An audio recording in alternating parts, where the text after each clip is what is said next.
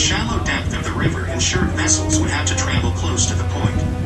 After World War II, the fort was deactivated and given to the National. Got a white head, the tail, the belly's all white.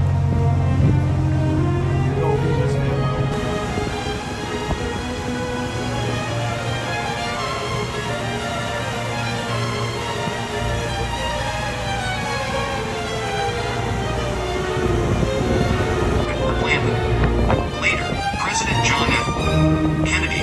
Legislation leading to the establishment of Piscataway Park. In time, parkland would stretch for 6 miles or 5 kilometers along the Maryland shoreline. Unfortunately, that's not quite the end of the story. The land is so valuable,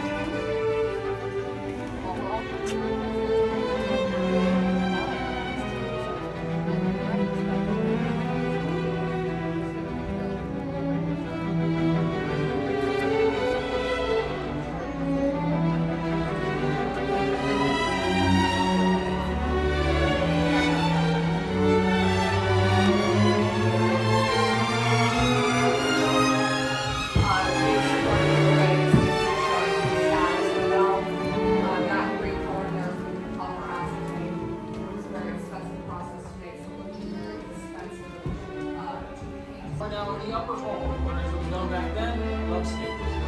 Upstairs. But look right here for the atmosphere. That's the second floor. Margaret Washington's desk.